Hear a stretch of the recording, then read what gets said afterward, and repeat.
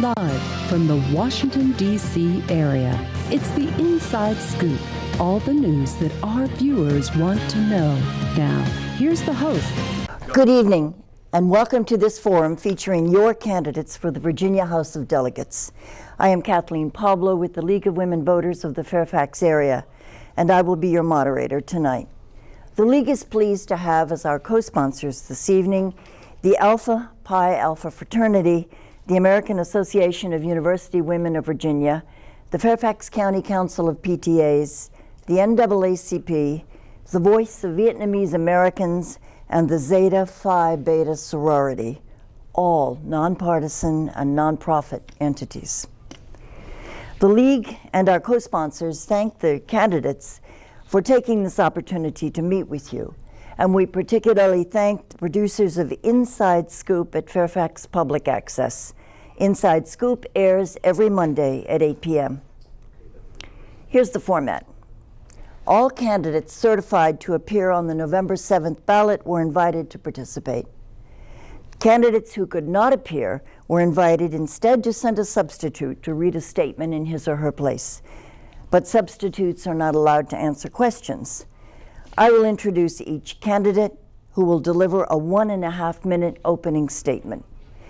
Candidates are seated in the order in which they will appear on the ballot. After the opening statement, I will rotate the order in which candidates give 1-minute answers. At the conclusion of the questions, candidates will give a 1-minute closure. If you at home have any questions, please send them to us before 8:30 using the contact information at the bottom of your screen. All questions submitted will be forwarded to candidates at the conclusion of the forum. The candidates have all agreed to these rules, so let's begin. We'll start with the opening statements. Delegate Kathleen Murphy. Thank you very much. I want to thank the League of Women Voters for having us here tonight. That would help, wouldn't it? Is it on? It's already on. Okay, thank you so much for having us here. I appreciate that the League of Women Voters always brings us together to talk about the issues that are so important to the people of Virginia. I represent the 34th District in the House of Delegates. That district includes McLean, Great Falls, and parts of Loudoun, Hunter Mill, and Wolf Trap. I have served in the House of Delegates now. I was elected in a special election in 2015 and then re-elected in November of 2015, and now I'm up for re-election. I am a military brat. I grew up, and so the issues of military families are very important to me, and I serve on the Board of Veterans Services. I serve on the Finance Committee and the Privileges and Elections Committee in the House of Delegates. And I appreciate the opportunity to be here to talk issues with everyone. Delegate Ken Plum. Thank you very much, and good evening, everyone. I appreciate the League of Women Voters doing this once again. I was happy to participate in a debate like this at in my district at the Reston Regional Library, and I appreciate you're doing it by television tonight. Some wonder why I, in the 36th district, am unopposed and why I would come to these candidate programs. And I want to say to people that I really consider that I have opposition, and that opposition comes in the form of apathy. People deciding not to participate in the process. I'm concerned about a number of issues. Today on my mind, obviously, is a matter of gun safety. I'm also concerned about proper money for our schools. We've been declining in our support for schools in the last decade. I'm also concerned about mental health and a number of other issues. But if people, those like-minded, don't come to the polls and vote, then other people who can assist me, for example, a governor, lieutenant governor, and attorney general, won't have the voters that they need, votes that they need in order to win. People staying home are the greatest determinant of who wins elections. So I ask for your participation on November 7th. If you are supportive of the things that I've worked for, as I mentioned, in education, gun safety, and so on, I ask for your vote at that time. Thank you very much. Candidate Donte Tanner. Good evening. I also want to thank the League of Women Voters for having us tonight and allowing us to share our ideas. My name is Donte Tanner, and I'm the Democratic nominee running for the House of Delegates in District 40 at Centerville, Clifton, Haymarket, and Fairfax Station. I'm running because the people of the 40th District deserve a leader that's willing to put service before self. Myself, I learned my example of service from my parents, who were police officers. And before my dad joined the police force, he was in the Navy. So I knew at a very early age I was going to serve my country. And I applied to the Air Force Academy in the 6th grade. Now, unfortunately, he told me no, but 10 years later, I graduated and had my commission, and I began my life of service. One of the things we took from us at the Air Force Academy are our core values: integrity first, service before self, and excellence in all we do. And I use these core values both in my time as the Air Force captain and my time in industry leading other companies, and I made it the basis of my company when I started in 2014. Now, this year, my world also changed. I welcomed my first child, Evelyn. My wife and I are so excited and proud, but we also realize the world's a scary place for parents, and we need to make sure that we do everything we can to make and build a Virginia that our children can be proud of. This includes addressing serious issues such as education, healthcare, and make sure that everybody has the equal rights and opportunity for all. But most importantly, let's make sure we remember our core values. Thank you. Delegate Rip Sullivan. Thank you and good evening. My name is Rip Sullivan and I represent the 48th District, which is sort of half of McLean, a big chunk of Arlington, and a little piece of Crystal City. The 6 of us on both sides of the aisle talked a little bit before this event and thought it would be appropriate for us to take just a couple moments, and I'll donate some of my minute and a half to a short moment of silence for the horrific events in Las Vegas.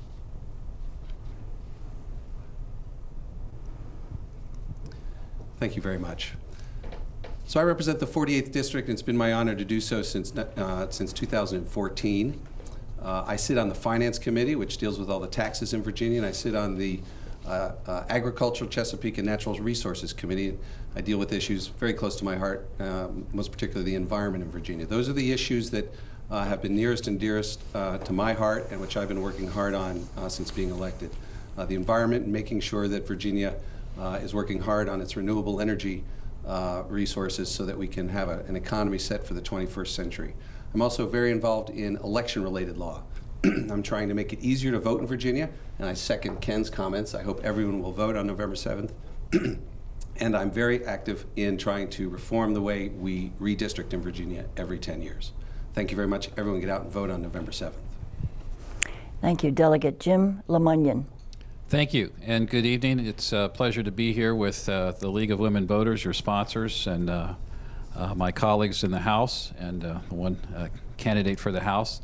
And I want to thank Rip for that very appropriate moment of silence for the people in Las Vegas. You know, we live in a time, I should first say a little bit about my district and myself. I'm a Republican. I represent the 67th District in Western Fairfax, which also includes a little bit of Eastern Loudoun County. It's centered in and around Chantilly, includes Oakton, Centerville, Fairfax, and Oak Hill. We live in a time when there's a lot of political turmoil. People are frustrated that things don't get done in government. There's acrimony, gridlock. If there's one takeaway I hope the viewers have tonight is that it doesn't always have to be that way, and it can be different. And just by one example, and I'll share this by thanking my colleagues that are here, I was fortunate as a Republican to have a Democratic governor sign more of my bills into law in the last 2 years, 32, than any other member of the Virginia legislature. All of those bills passed with bipartisan support. Many of them dealt with issues related to transportation, education, better access to government, to hold government officials accountable. These are the kinds of things that I work on, and if the voters want me back next year, I'm going to continue that tradition. Thank you, and I look forward to the questions. Thank you. And Delegate Jennifer Boysko. Thank you so much for hosting us. It's a pleasure to be here with the League of Women Voters and my colleagues tonight. I'm Delegate Jennifer Boysko. I'm a Democrat. I represent the 86th District, which is Herndon, parts of Oak Hill, Chantilly, and Sterling Park. And I spent my whole adult life in public service, working from Capitol Hill to Fairfax County Board of Supervisors, and now serving as your delegate here in the House of Delegates. I serve on the Privileges and Elections Committee, working on issues around redistricting and voter rights. I serve on the counties, cities, and towns, and my municipal background gives me a great deal of information about how we should be running our towns, cities, and counties. And I also serve on the Broadband Advisory Council, working to increase internet access around the Commonwealth. We know that people need good jobs, and that's something that I've been working on for quite a while now. one thing that I wanted to make sure that we discuss is that we've got to work together. I represent everyone in my district, and I am accessible to each and every person who comes to my door, working on education issues, mental health issues, as well as things around the economy. And I look forward to our conversation tonight and look forward to serving you again. Thank you so much. Thank you all. And now for some questions. We're going to rotate the order in which the questions are asked, I remind you. So we'll begin with Mr. Plum. What are your top 3 priorities for the 2018 General Assembly? Thank you for that question. As we look towards the General Assembly session coming up, as I indicated in my opening remarks, I'm concerned about the decline that we've had in education funding. It affects our public schools. Fortunately, Fairfax County picks up the slack, but property owners in Fairfax shouldn't have to do that. We need more money from the state for public education. Secondly, I'm concerned about also the cost of higher education. Students shouldn't have to graduate from higher education with enormous debt. Further, redistricting is coming up after the federal census. I want us to adopt a nonpartisan redistricting plan. I've been introduced a plan like that for several years. I hope that we can go forward on that. Finally, I'm going to mention also common sense gun control, gun legislation that will keep our communities safe. I'm specifically interested in universal background checks. Works in other communities. It can work in Virginia. We just have to have bipartisan support to get the bill passed. Thank you. Mr. Tanner.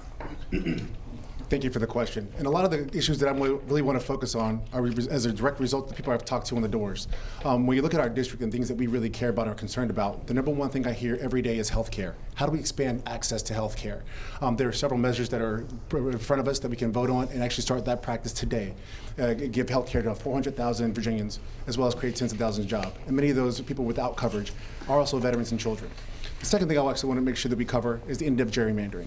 One of the things, too, that we hear a lot about is that people should choose their electorate. People should choose their representatives. The representatives should not choose their voters. And that's one of the things that we hear a lot about in the doors as well.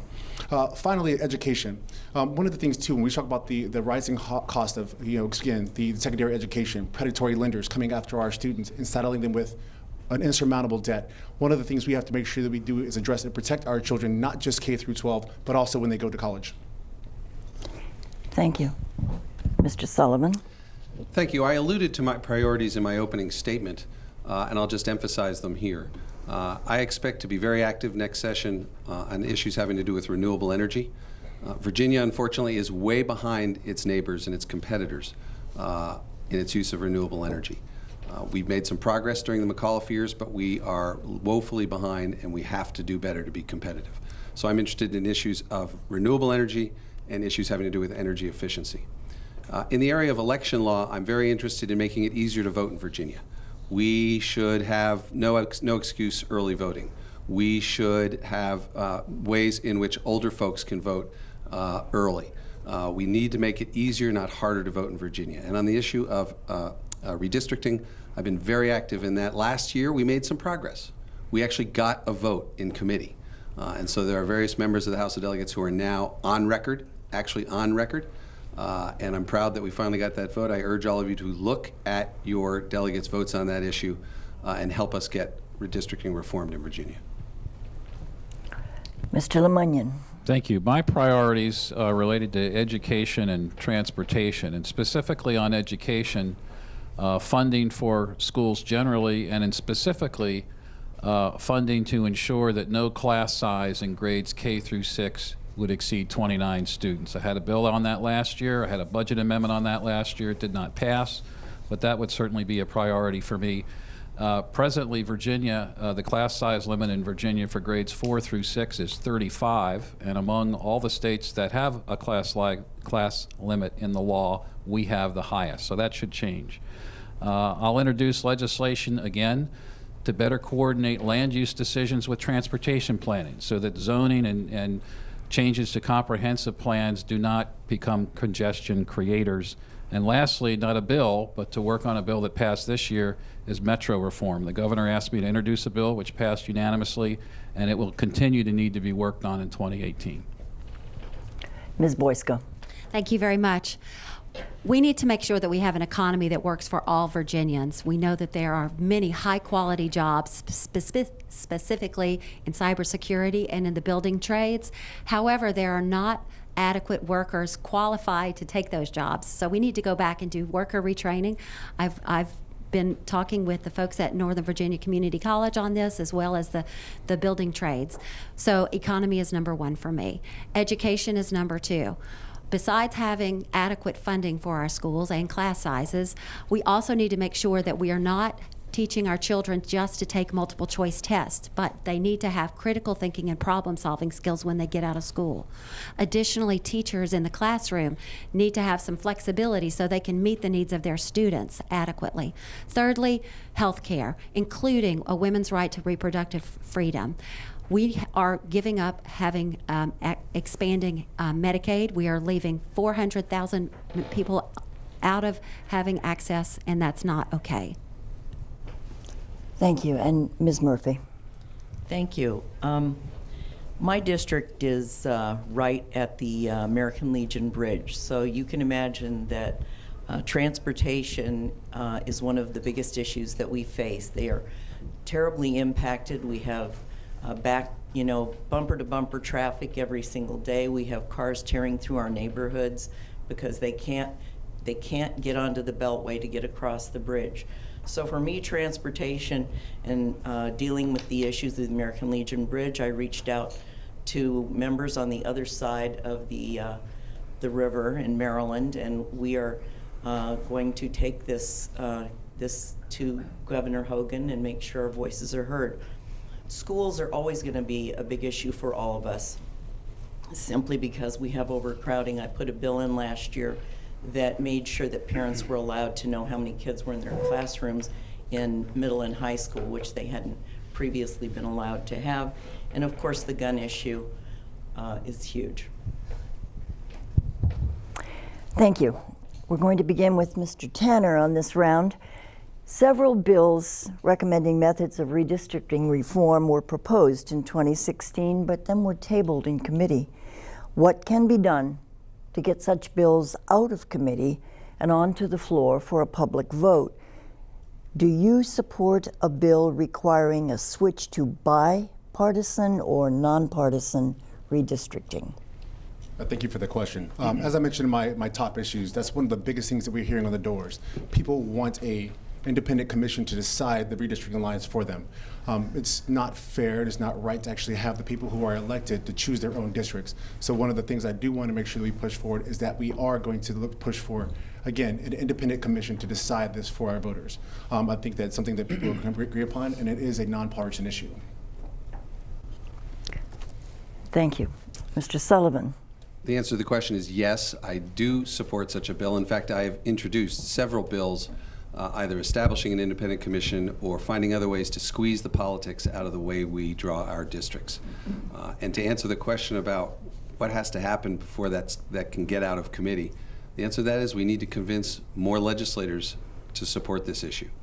I, like Donte, am finding lots of support throughout my district and frankly all around the Commonwealth. This is an issue that is finally getting voters' attention, and folks say that it is time. This is a bipartisan issue. Both parties have been equally guilty of it in the past, and both parties need to stand up and say, we're not going to do it anymore. What we need is more votes in the General Assembly. Mr. LeMunyon. Thank you. I'll agree with a lot of what Rip just said. We need to change the way that we do redistricting. Politicians shouldn't be picking their voters. Voters need to select politicians. I have co-sponsored a couple of bills in the past, but my contribution recently has been to point out that what we really need to do in Virginia is look to what other states have done. This is not the first time this issue has come up in state government. There are a number of states that have implemented redistricting reform. We ought to learn from what's worked well and maybe what hasn't worked so well, and bring that information to the discussion so that those that have various concerns about this can understand the issue better and why it works, where it has worked, and maybe why it hasn't worked so well in other places. Ms. Boysko? I serve on the Privileges and Elections Committee and had a front row seat as we had this debate last winter. I support a nonpartisan redistricting commission. I'm very interested to see what's going to happen at the Supreme Court right now, because there is a case pending that the court's going to be taking up any day now over what's happening in Wisconsin, which is a similar which could have a serious impact in what happens in Virginia. But we need people to be brave and to be willing to go on the record to let us know and their voters know.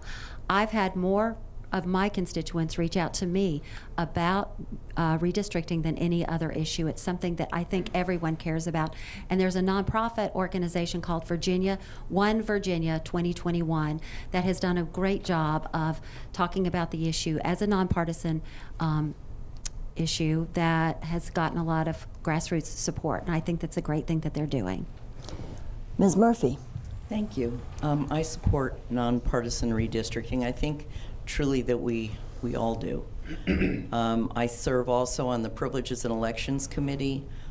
We have had some real battles just to get bills heard in that committee. A lot of times it just is merely laid on the table silently as we sit back in total frustration, because that's the way the rules operate in the House of Delegates. And in operating that way, it doesn't give us a voice, not as strong a voice as that we need. And so we work very hard. We will put more bills in. I've put bills in. I put a bill in to allow people over 65 to not have to have an excuse to vote early. All of these have been rejected, and we will fight, and we will continue to fight every single day until we get these passed. It's an inherent conflict of interest to have legislators draw their own districts, because the way you draw the district often determines the outcome of the election. And when public officials have their first priority of staying in office, they have trouble divorcing themselves in the process. That's why we look for a nonpartisan, independent reapportionment commission. I first introduced a bill on the subject in 1982. Not too many people were interested then, but I'm pleased to say after reintroducing it for about 10 times, it looks like the public attention has caught on. I want to commend the League of Women Voters and One Virginia 2021, as Jennifer mentioned, for the work that they've done in bringing to the public attention that the outcome often of the legislative session is dependent upon who's there to vote. And we can determine who's there to vote when the people have an open opportunity to elect the people that they want. And a redistricting commission that would be independent of legislators drawing the district lines would be helpful in that regard. Thank you. Mr. Sullivan, what specific legislation would you propose to ensure gun safety in this state? And would you eliminate the gun show loophole? Take the second question first. The answer to the second question is yes. I would eliminate the gun show loophole. I've introduced several pieces of legislation relating to gun safety and fought several battles on the House floor relating to this issue, and I'll just mention one. Last year, there was a bill introduced that would have weakened the rules for foster parents who have guns in the household and how they store their guns. It was quite clear that what this was a weakening of the rules, and I stood up on the House floor and objected to that bill. That bill passed the House of Delegates, and Governor McAuliffe had to veto it. So I'm very interested in this issue, and I will be introducing a lot of legislation in that regard, and my guess is some of my colleagues will as well. Mr. LeMunyon. Thank you. I have been on record since I first ran in 2009 as supporting background checks for all gun sales at gun shows. As many people know, licensed dealers who attend gun shows are required to do those background checks today, and they do. I go to gun shows and I watch it happen. But if it's a private seller or someone selling from a collection, that's not required. We made some modest step in that direction a couple of years ago to have the state police available at gun shows for a voluntary check. One of the issues that comes up in this context is a relationship between federal and state law. The background check system is a federal law, and we are subject to the limitations that are placed on it by the federal government. The other issue, and I think today's tragedy brings this to attention, is what kind of guns should be sold in the United States. That's subject to the National Firearms Act, which has been around for about 80 years, and that's not something that the Virginia legislature can amend, but I hope Congress would give that some consideration. Ms. Boysko? Thank you very much. Yes, I do support the closing the gun show loophole. I attempted to present a bill last year that would have given liability protection if I sell a gun to a private sale to someone else and I got a background check voluntarily, would have given me protection from being sued if the person who bought my gun was did something that was dangerous with it. Unfortunately, that couldn't get out of subcommittee, as many of these common sense bills don't get out of subcommittee. We really need to address a whole range from background checks, but also mental health and the type of firearms that are allowed in Virginia. Tragedies like what we saw last night are unconscionable, and we've got to do better. Thank you. Ms. Murphy.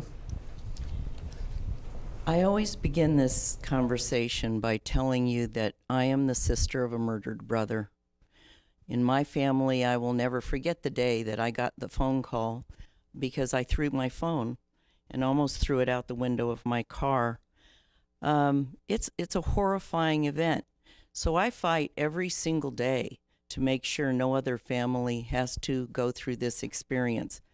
And I was, let's say, persuasive, and I got 2 bills passed, 2 bills on this very important issue, one of them working with the other side in making the second conviction for domestic abuse a felony so that those people would lose their gun rights. The other was the bill that was the, let's say, most talked about bill around. It was the one that was a compromise between the McAuliffe administration and the other team to pass a bill that would take guns away from people under protective orders. And I think it's really saving lives. Mr. Plum?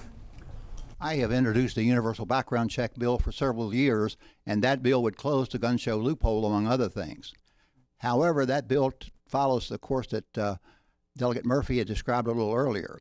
It goes to a subcommittee of the House Militia and Police Committee.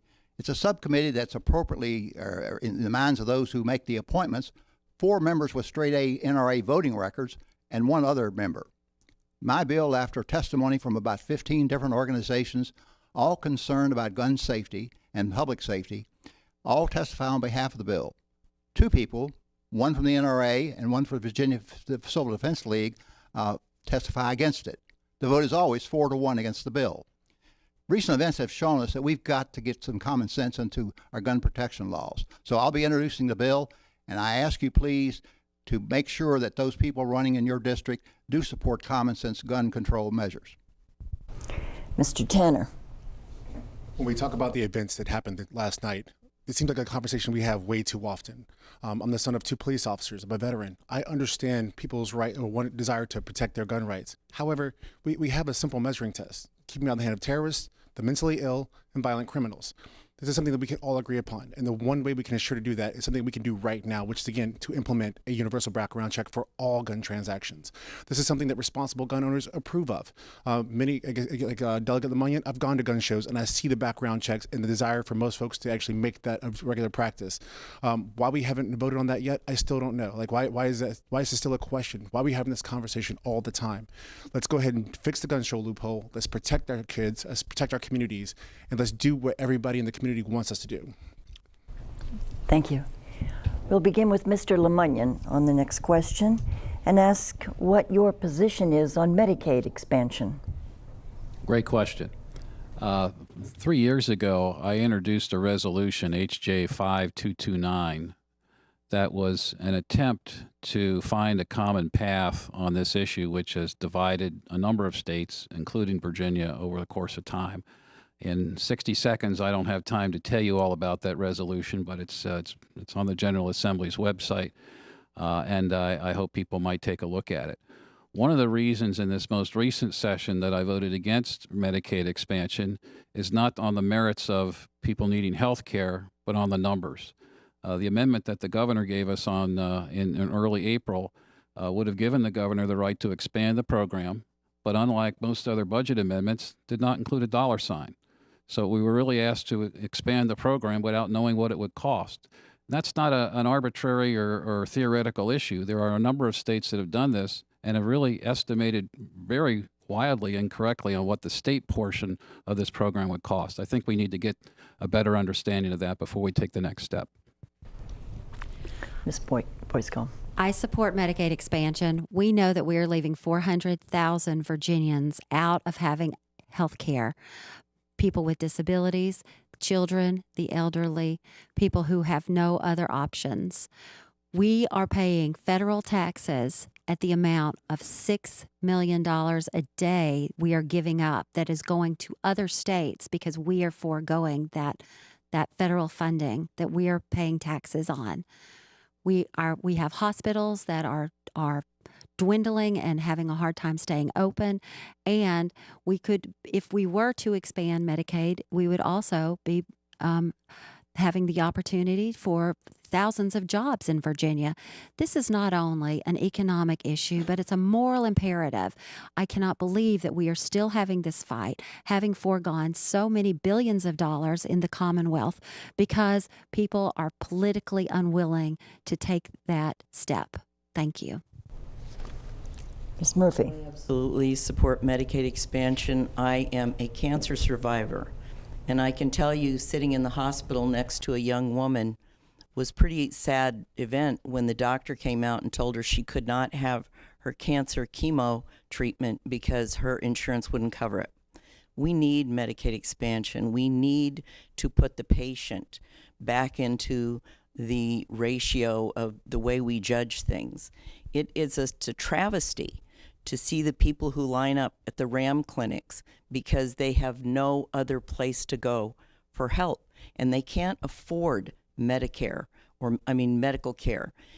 It's time for us to really put that burden back on us and get this solved. We have tried very hard to convince the other team to cooperate, but I just think it's just really entrenched on that side. And so even having a conversation and trying to come up with a solution has been nearly impossible. Mr. Plum? The Virginia's position currently on Medicaid expansion is immoral. I don't know any other way to express it. When you have 400,000 Virginians without health insurance and you leave $10 billion on the table available to you from federal money paid by Virginia taxpayers, how can you justify that? There is no justification for it.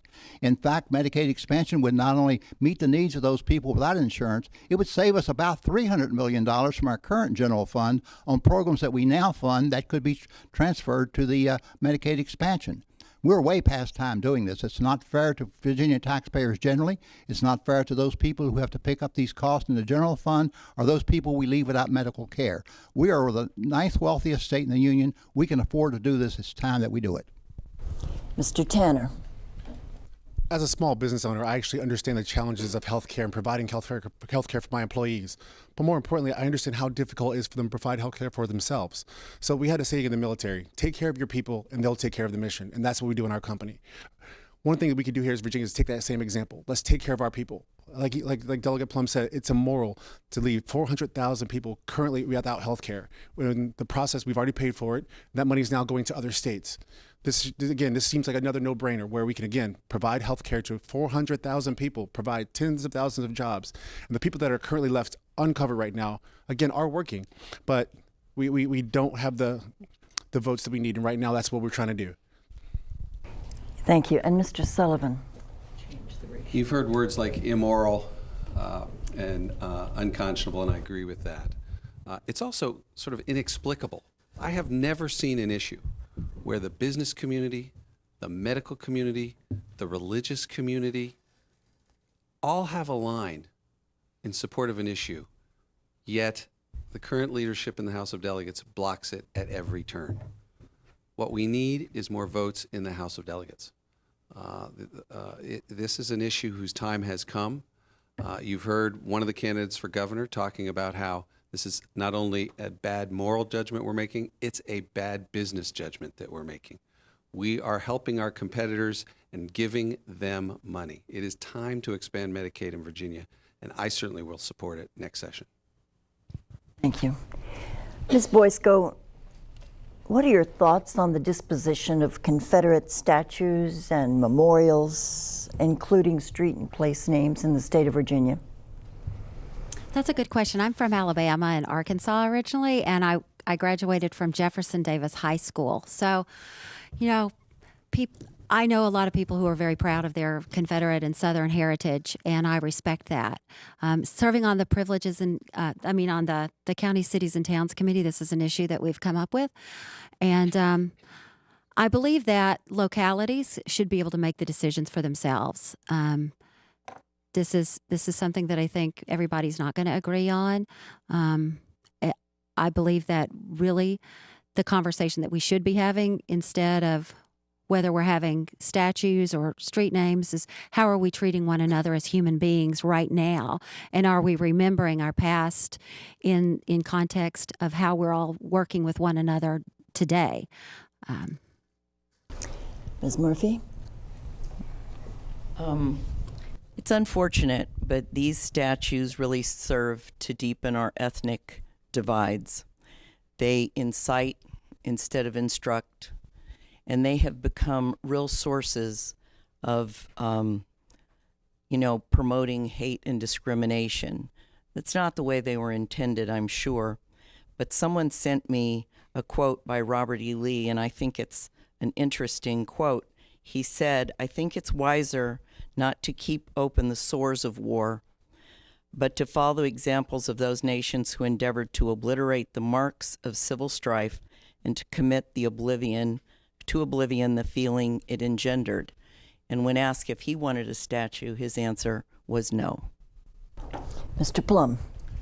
We need to do a better job of teaching history to our young people, but also as adults we need to do a better job of learning our history. These monuments that glorify war, glorify slavery. The war was not about states' rights. The war was about protecting slavery as an institution. That's not something I want to see on the top of a statue. So I would allow local governments to make a decision based on their community discussions as to how they can put in a historic context the understanding of what these statues really represent. They represent an effort to try to gloss over and glorify a really tragic part of our history of our Commonwealth. So I trust that what local governments will do will be to come up with ways to move these statues into museums or move them out altogether, but in fact get our young people understanding what those really mean in context. Mr. Tanner? I know how I personally feel about this subject, and I want to get that out of the way right up front. The message that these statues send to me is one that makes me feel excluded from the community. But also, want to be honest, this is a distraction issue for most of us. It's when you start thinking about why this issue keeps coming up, it's an issue that's meant to distract, divide, and tear our communities apart.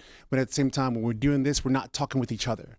We're not actually having the conversation about what these statues and the messages that they are sending to our communities. Instead of what the roads are called, I care more about the cars and how they're moving on those freeways. Instead of what the schools are named, I actually care more about the education taking place in those schools. Because again, when we talk about our communities, these are the issues that we really want to talk about. If this came across my desk, of course, the first thing I would do is bring it back to my community. Let's have a conversation. Let's share these ideas and let people know this is the message that these statues are sending us, and this is how we're going to address it. But let's do it as localities as opposed to actually making this a divisive issue throughout our state. Mr. Sullivan? Thank you. Just 2 points. First, you hear some people on this issue make the argument that those who want to take these statues down are trying to erase history. Nothing could be further from the truth. I'm with Ken on this. We need to make sure we remember every bit of that history and never forget it. But there are plenty of ways to do that other than in a statue in the middle of the town square. One of the things that I'm concerned about, and I sense a lot of folks around the table are, is this notion of whether localities ought to be able to make this decision. You know, it's the rare case, in fact, this is the only one I can think of, where the legislature tells the localities, you can do this, but if you do, you can never change your mind. Some localities are living with decisions made 100 years ago by a bunch of white men. Why localities shouldn't be able to reconsider how they want to run their locality in the context of the modern times is beyond me, and I'll be trying to change that. And Mr. LeMunyon? Thank you. I think it's important to consider the context of different statues in different places. For example, Manassas National Battlefield, and that's not subject to state law, that's federal property. There are statues on that battlefield to commemorate what happened with specific people at a specific time in a specific place. I think it's important that that stay. We have in our Virginia Capitol in the Old House Chamber, there's a statue of Robert E. Lee commemorating the time and the place when he was given the commission to lead the Confederate forces, as unfortunate and terrible as that war was. That's an important thing I think we need to remember, and that room, among other things that are in it, help us remember those things. But the Rip's point, I'm someone who believes that a government that governs best governs closest to the people. And it is true that our state law allows localities to put these statues up but not take them down. I think it would be fine to give the localities the option to do that and let local people make the decision on a local level. Thank you. Ms. Murphy, what is your position on dedicated funding for Metro? Do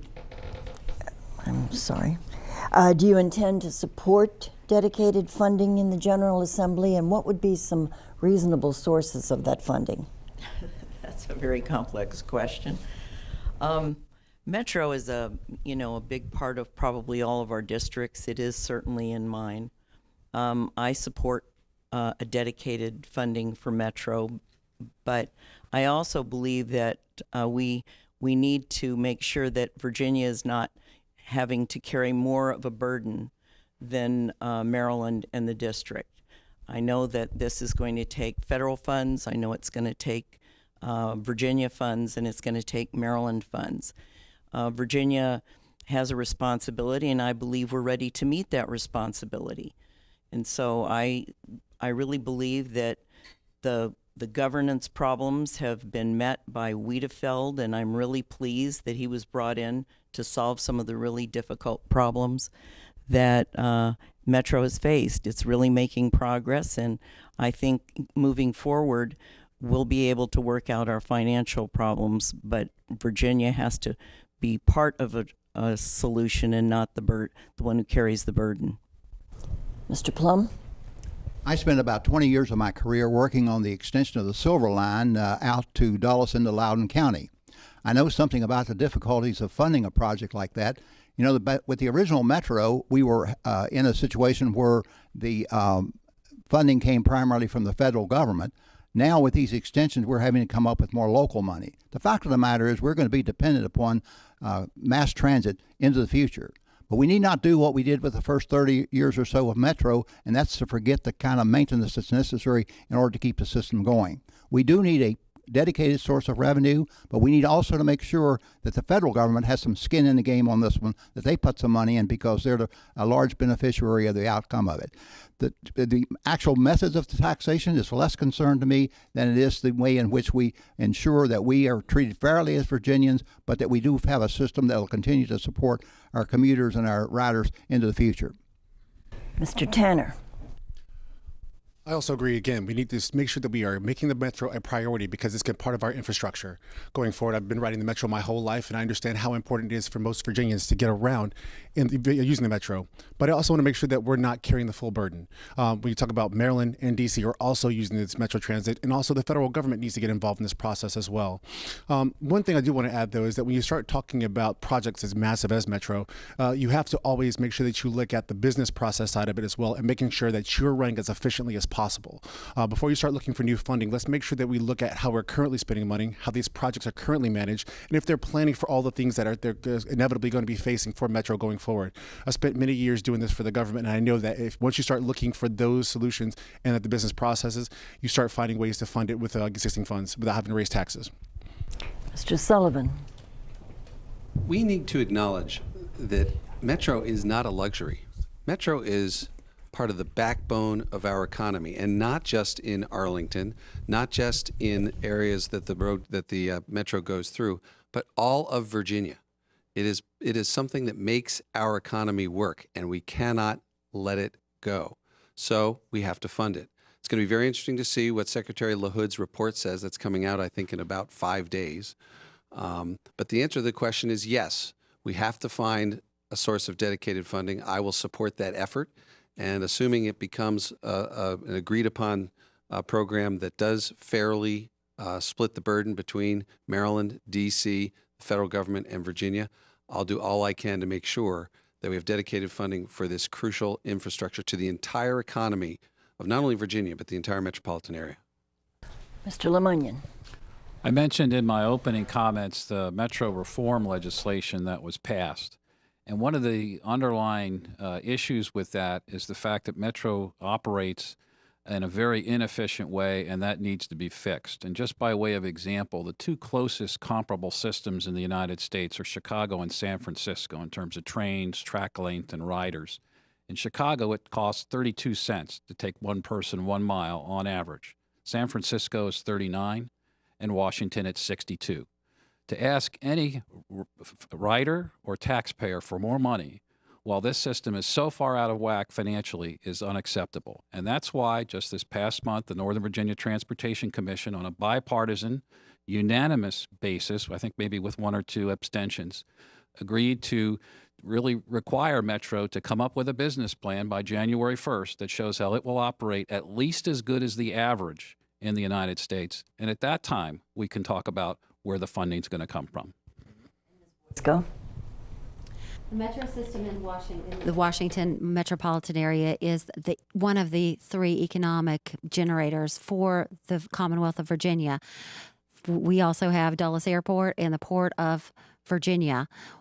Absolutely, we have to make certain that this is a success. We have to hold the people who are in charge of Metro, their feet to the fire to make sure that they are running as efficiently and effectively as possible, as well as safely for everyone who's riding them.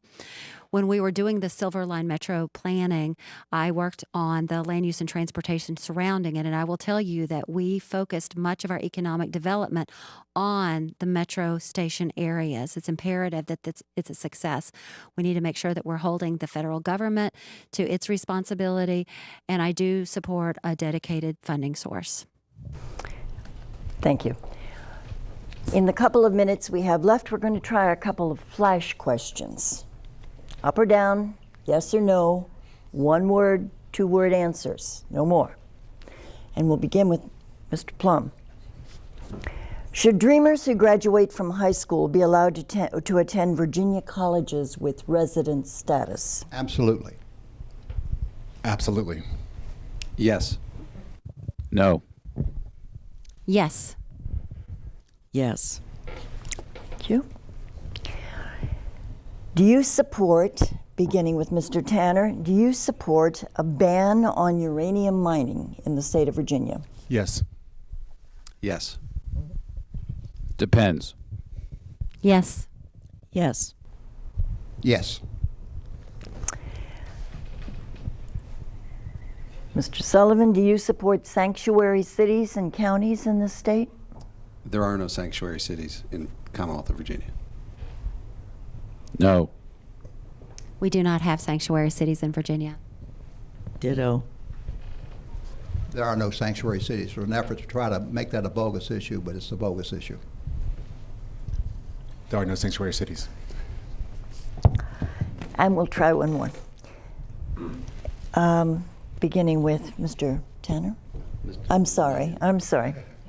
Lost Mr. LeMunyon. I should have been checking up. Do you support adding tolls on I-66 for HOV drivers and hybrid vehicles?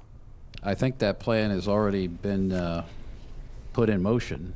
I think the issue is whether we will be able to control the rate of the toll, not whether there will be one at all on I-66 outside the Beltway. I spoke out against the plan in 2015 quite strongly. I also spoke out against this plan, but I think it's in the process and is moving forward.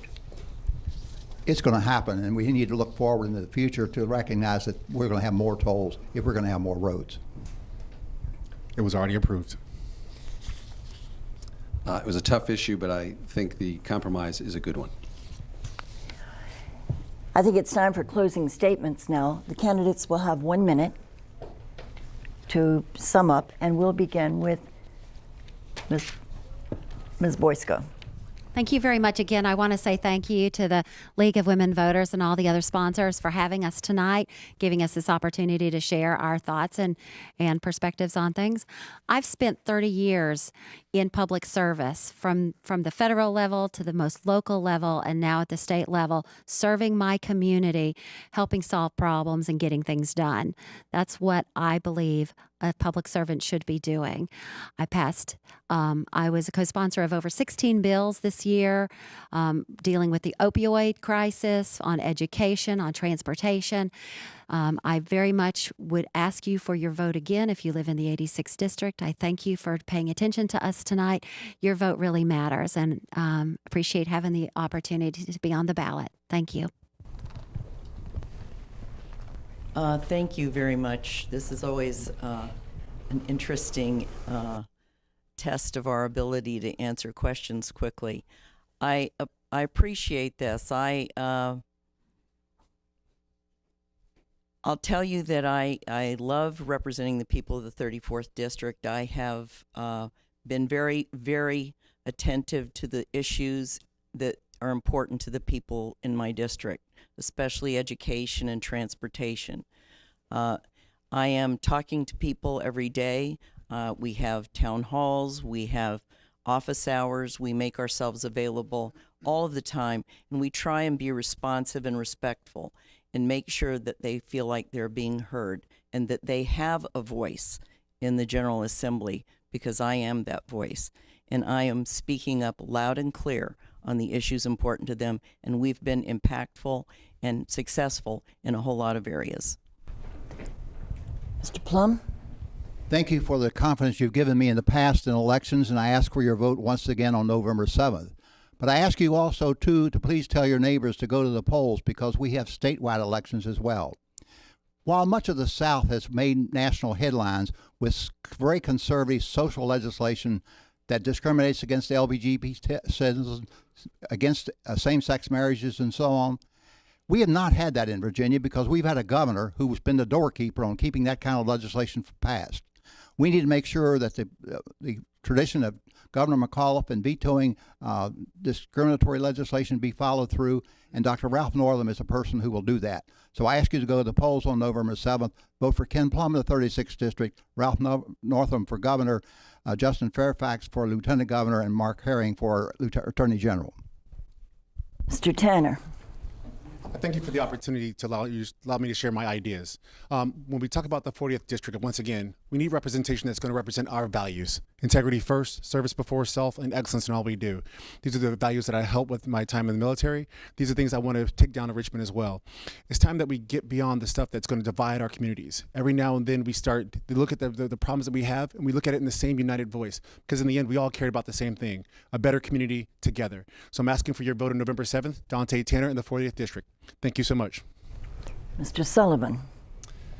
Thank you. I want to thank the League and the other co-sponsors for having this event. It's always a terrific event. It's nice to be with my colleagues here this evening.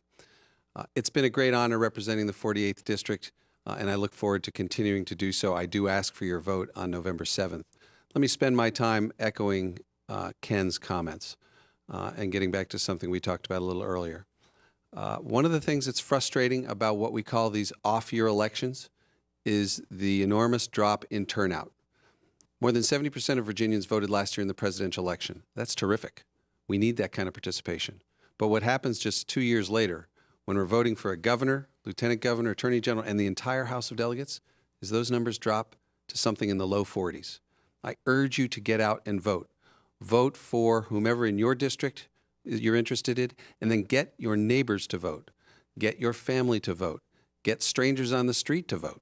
We need Virginians to participate in the process. Only then will we make the kind of progress on the issues, the important issues that we've been asked about tonight. So please vote on November 7th. Mr. LeMunyon. Well, thanks to the League and the other candidates that are here for a chance to explain our views and answer questions.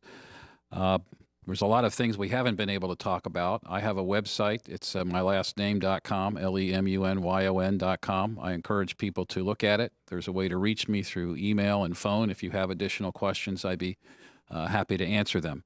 As I mentioned in the opening statement, I've had some success in getting bills passed on a bipartisan basis on issues like transportation and education that unite us rather than divide us in Virginia. And if I'm privileged to be elected again in November, my commitment is to continue to be a legislator that serves in that way.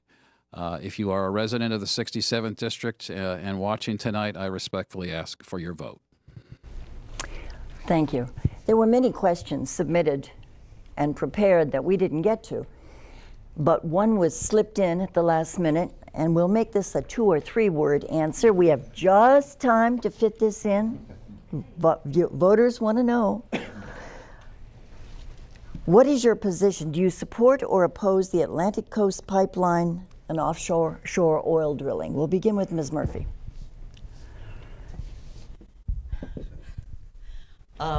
I have real problems with the pipeline, although I understand we have to consider it as part of broadening our resource for fuel. But I have real problems with it, especially as it relates to the violation of property owner rights.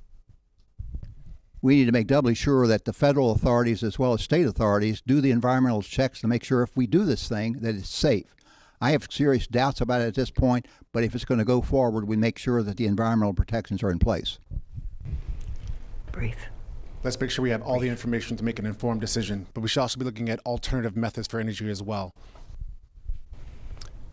No on offshore drilling and yes on offshore wind. And that's what I'm doing, is trying to make sure that we don't need more pipelines because we're going to have offshore wind, we're going to have renewable energies of all kinds. Virginia needs to be moving toward renewable energy, not relying on carbon. I believe there's a way to accomplish both of these projects within the laws, federal and state, that pertain to property rights and environmental regulation. I oppose offshore drilling. I'm from the Deep South, where the big oil spill happened, and saw the devastation that occurred down there on the Gulf. I believe that if we're going to go forward with the pipeline, that we want to make certain that we are taking the environmental standards and assuring that it's all safe. But I'm very pleased to see that we're moving away from a coal-based energy source. All for your participation this evening. On behalf of the League, our co-sponsors, and Fairfax Public Access, we thank you all for appearing this evening, and we especially thank all of the behind-the-scenes volunteers who made this evening possible. We especially thank you, the viewers, for sending in your questions, even at the last minute, and for participating in events like this that represent the best of democracy. Please vote on November 7th. Every election counts. Good night.